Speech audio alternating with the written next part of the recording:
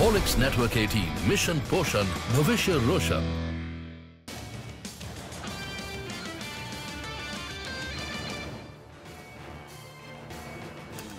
Welcome back. Well, back home on Dalal Street, the market ended lower, pressured by global cues. The Nifty gave up 10,700 and the Sensex ended a 0.25% lower.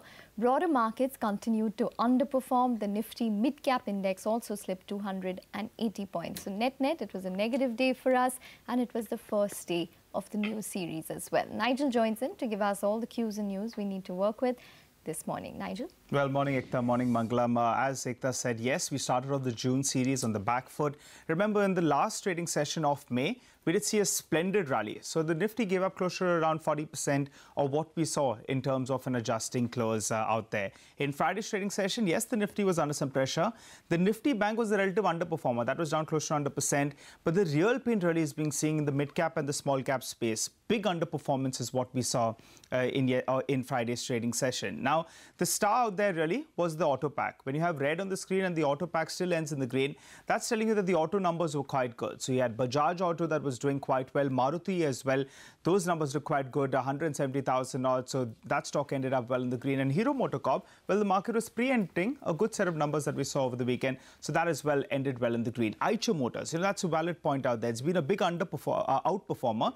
In Friday's trading session, it was relative underperformer. Why? It trades at around 25 times, 26 times odd. You have Bajaj Auto as well as Hero MotoCorp. Both of them trade at sub 20 times. And in fact, both those two numbers look good. So both those two stocks ran along. But the margin for disappointment is very small in Eicher Motors. So that's why we did see some profit booking. But if you take a look at some of those losers, the mid-cap, small-cap space, as I mentioned, that was under some pressure.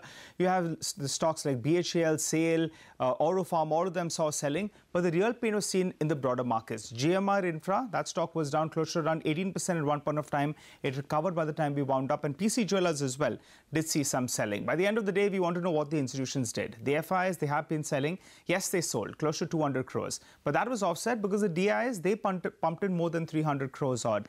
The FIs, they have been sellers for the last 14 successive sessions. And I'll tell you what, in the month of May itself, they bought only once in the full month of May. There was some unwinding, though, on the Nifty Bank. I said it was under some pressure.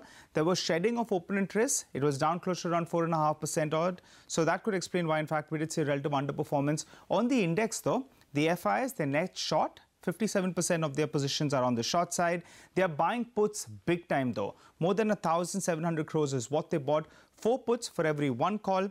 And in fact, if you just take a look at it, they wrote more calls. So a tad bit, there is some cautiousness out there in terms of the FI action on the option side. Levels you're looking at, the 100 DMA, 10,550. That should be a level you're looking at. 20 DMA as well is another level. Two positives today. One is Brent crude prices haven't moved up. So good news. And the second is HDFC Bank could be Dhoni to start with. That should start off well in the green. Remember, the FIs, they can buy nearly around 4 crore shares odd. So that look good. And the big cue this week is going to be the RBI policy. Just a word of advice to all our retail audience out there. The Nifty is down only 4%. The mid-cap and the small-cap space, that's lost between 15 to around 20% from the recent high. So be very, very cautious when you're trading on them. Quality stocks have done well. So, you just stick to quality if you want to play this market. Asian Paints, HUL, all those stocks, in fact, they've given you big returns. You get it wrong, and in fact, it's been quite disastrous. The next plate will tell you that story. Absolutely, Nigel. Take your point on HDFC Bank. I'm not sure whether it'll play Dhoni or Sehwag because it'll give you a good opening. Dhoni is a great finisher, so let's see what happens out there. But other stocks that you're watching out for? Well, I'm looking at a few of these stocks from the front line as first. Coal India, remember the management joined us. They said that the dispatch and the production numbers are very good. And that's precisely what they delivered. So a good start to the year for Coal India. I'm just wondering, with everything going so well, it's a perfect time for the government to come in there and sell some stake. So we'll keep an eye out on that front. The stock should open up in the green. Hero MotoCorp preempting good sales numbers. The third consecutive month that we're seeing 700,000 in terms of sales volume. So that should look quite good, should open up in the green. Dr. Reddy as well, the audit of the API Srikakulam plant, that was completed with 0 observations. So watch out for that stock. Arvind Smart Spaces, or there we're seeing warrants being converted. So keep an eye out on that stock. Whirlpool, they're doing a small expansion in the cooking business, 160 crores. So keep an eye out on that one. We have Sanghi Industries. Well, over there we had a rating upgrade. So maybe we'll see some green on the screen over there. Dilip Bilkon, the stock has been in the news for the last few trading sessions, so we'll have to keep an eye out on that stock. They were awarded a HAM project of around 1,300 crores, and Hunter, the beer, Som Distilleries, they'll be raising some money, so keep an eye out on that stock as well. Over the weekend, Mangalam, I have to go for this one. I'm sorry, before we wind up. Everyone's normally asking you for tips. Now it's good because on a Friday night, they're asking you for more sips than tips. So very good. We're getting back to the basics now. Mid caps under pressure. Really, I've met a lot of investors over this weekend. Oopsie daisy. It's not looking too good. Yes, absolutely. There's a lot of pressure coming in on the mid caps, and I'm sure a lot of people are concerned about their portfolios. A big development ahead of the RBI policy. 5 major lenders, they've hiked their lending rates ahead of RBI's monetary policy announcement tomorrow.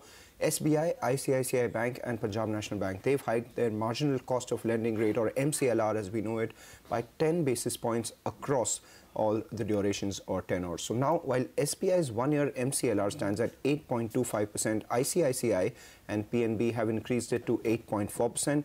Kotak Mahindra Bank also has announced a hike. The bank has increased its MCLR, or marginal cost of lending, by 10 to 20 basis points across various tenors. Housing finance firm HDFC Limited too has increased its retail prime lending rate by 10 basis points to 16.45%.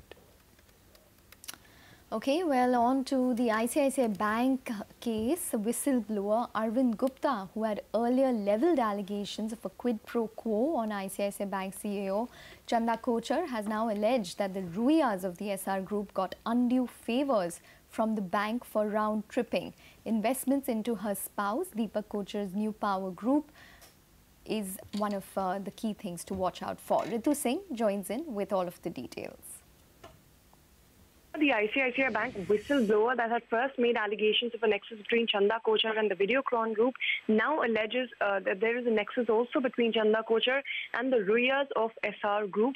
The new letter, dated May 11th and addressed to the Prime Minister and various investigative agencies, says that the Ruiyas made investments into Chanda Kochhar's husband's company, New Power Group, in return for favours, undue favours extended to them.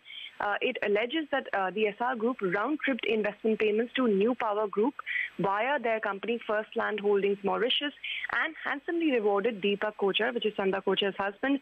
It says Ruiyas funded New Power and its subsidiary through their son-in-law Nishant Kanodia and nephew Anirudh Bhuvalka between December 2010 and 2012.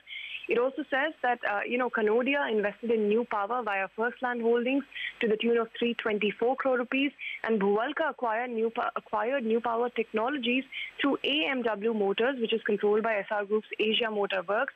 All of these dealings, it says, happened during the time that SR Group got sweetheart deals from ICICI Bank's overseas branches in Singapore, in the United Kingdom and New York to help acquire SR Steel Minnesota in the United States and Algoma Steel in Canada.